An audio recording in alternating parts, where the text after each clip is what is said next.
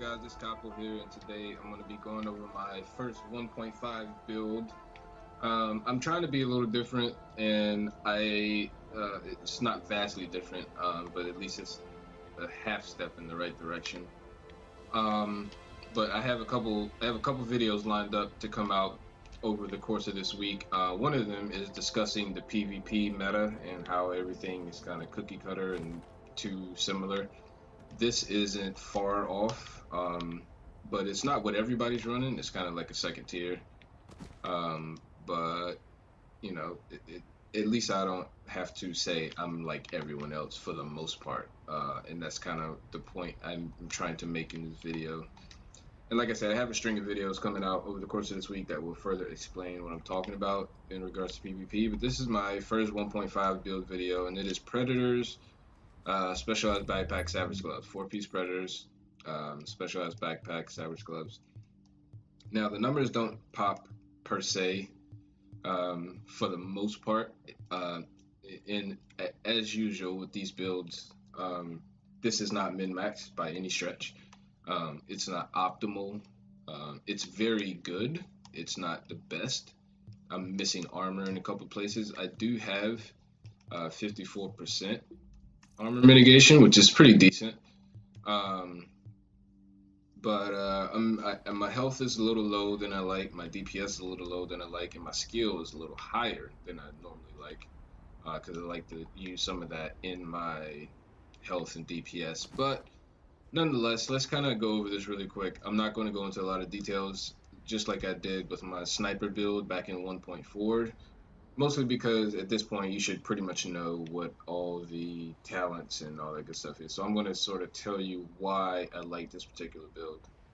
So let's get right into it. Let's go over the weapons first. I'm rocking the lightweight M4, destructive, accurate, and competent. I got it with destructive, accurate, and I don't remember what the third talent was. It was something very bad. I'd like to have vicious instead of accurate. Competent, I love, because obviously everyone uses their skill at this point without even thinking about it. So the competent is very nice. Base damage on this is 19.4, which isn't terrible. High enemy armor damage, 24%.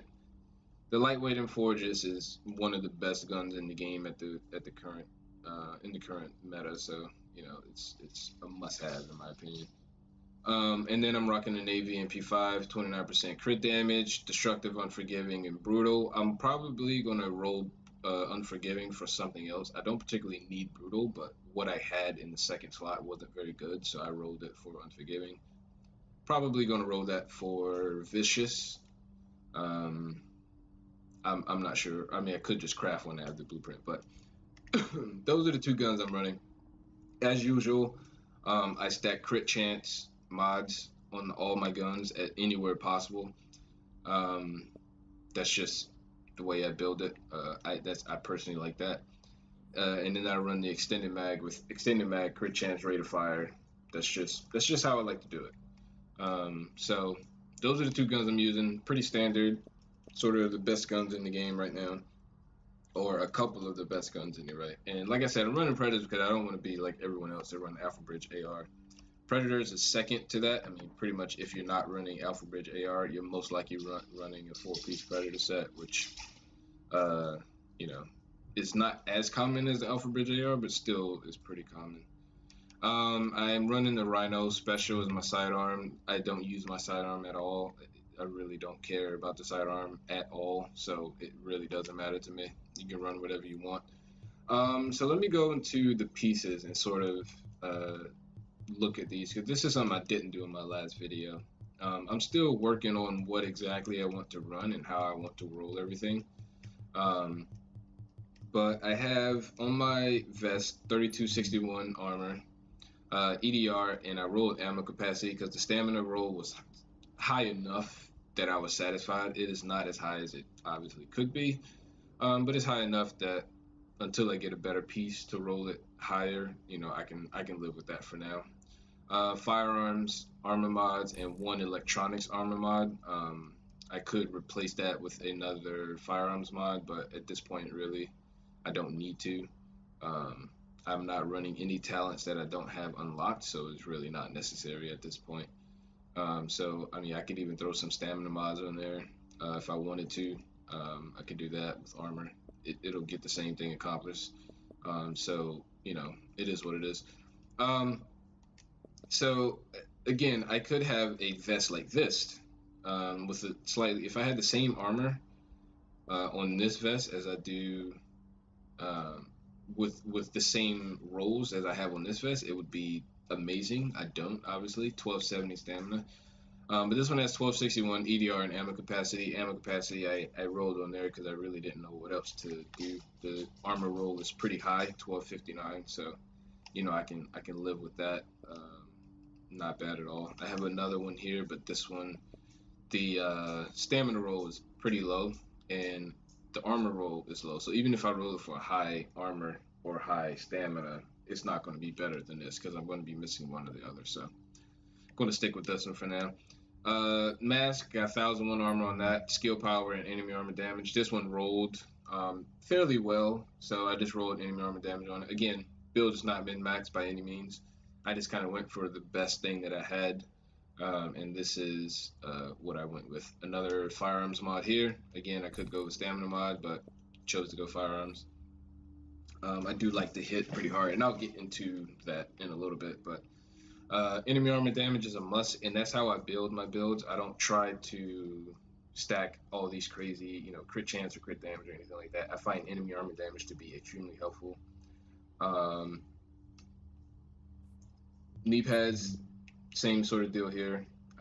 Very low stamina roll, but I went for the armor roll instead, and even the armor roll is a little low. But I do have 11.5 enemy armor damage here, which is very good. So I'm going to continue to try to roll this for armor, or I'm just going to get a better mask. This is the best one I had available, so that's what I went with. Another firearms mod and turret health performance mod on this. So as you can see, I'm missing, you know, roughly 70 stamina points here. Would give me quite a bit more health or toughness overall, so could definitely get better here. But I did get enemy armor damage, so that's why I chose to run this one. Specialized backpack dropped with a really high firearms roll, 1254. I won't say really high, but high enough for me anyway. So I went ahead and just rolled armor on it. Armor, I got a decent roll on that, 926. Everybody knows what the specialized backpack does. Predator's backpack is okay, but the armor was too low, and then I couldn't get a high enough roll on the stamina to run this, so I went with the specialized backpack, and it helps with the skill power. Obviously, that gives me, you know, roughly 23,000 more skill power, so you know every little bit helps. I got the Savage Gloves from DZ6 East Checkpoint. Rolled them for stamina. I got another pair rolled for firearms, and I got one pair rolled for SMG damage. So if you don't have these Savage Gloves, pick them up from DZ6 East Checkpoint. That's where they are for the vendors for this week. So tip for those of you who don't know that's out there. And again, we all know what Savage does. So I get a total of 12% from this, 7 when they're out of cover, and then 5% flat crit chance.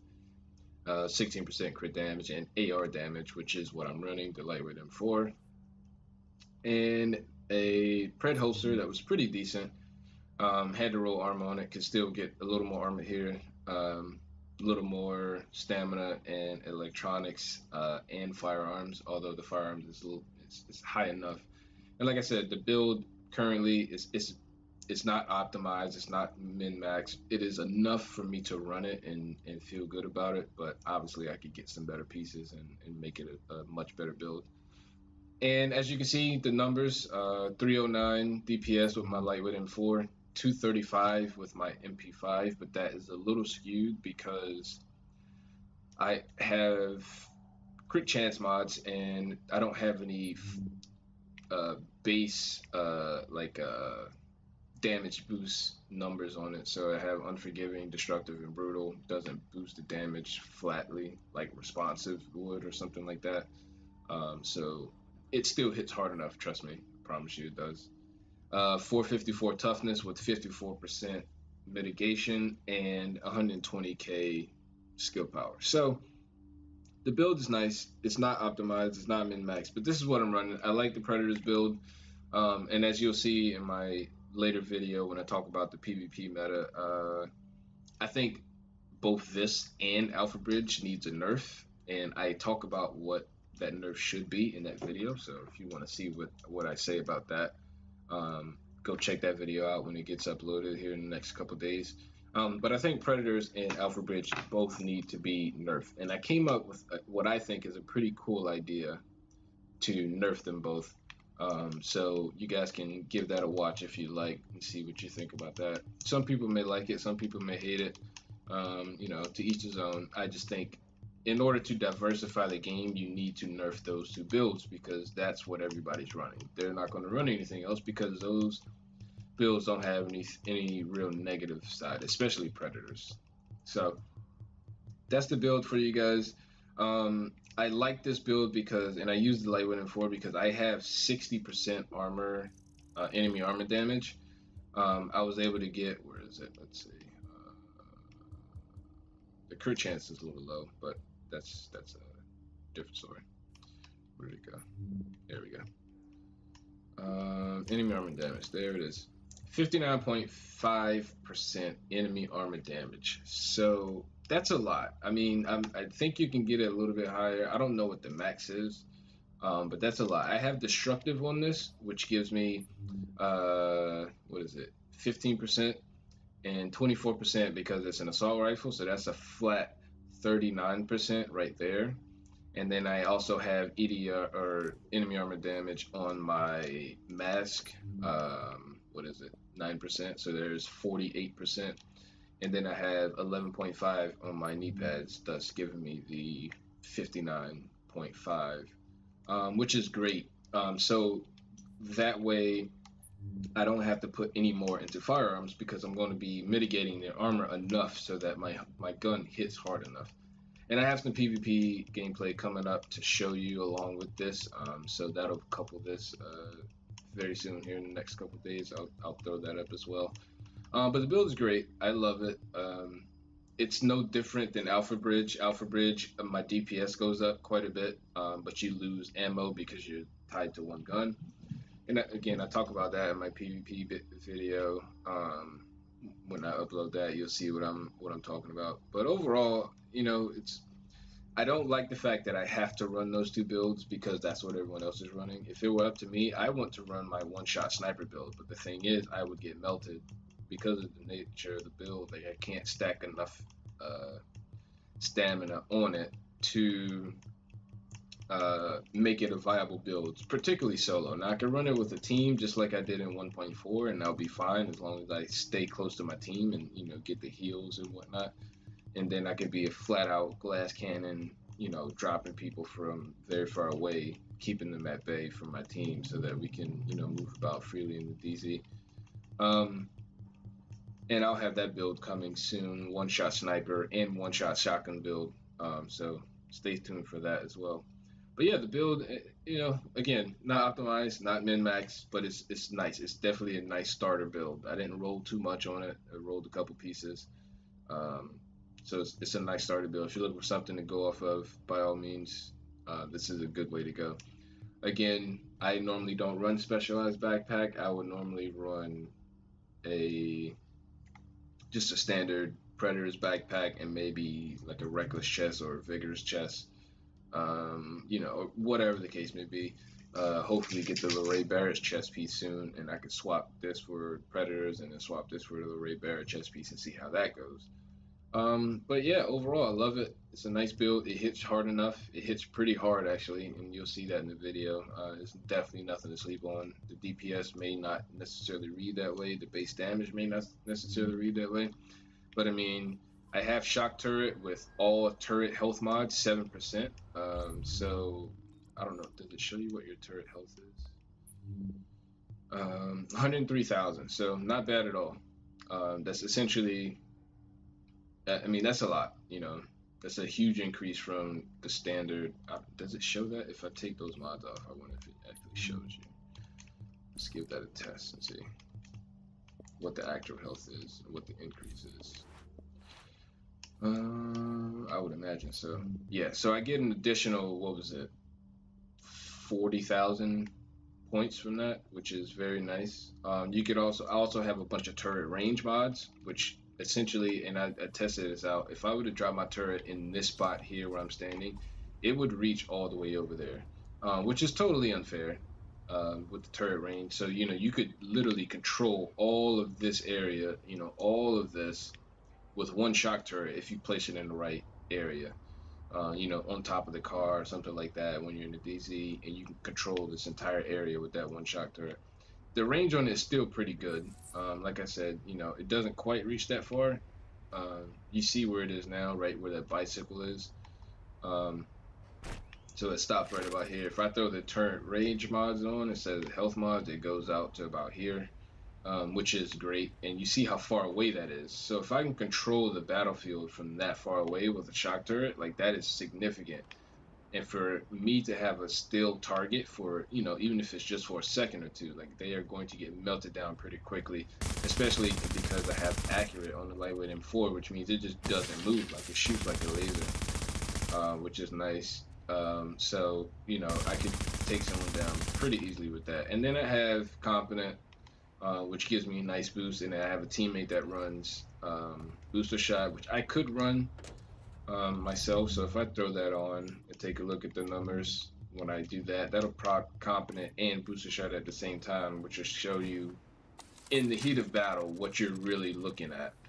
So there that is. That'll give me 380 DPS, 23 base damage, and 19 here, along with 535 toughness. I can't argue with that at all. Like, that's great. And competent and booster shot, I believe, lasts the same amount of time. So they both run out at the same time. And in the heat of battle, that is huge.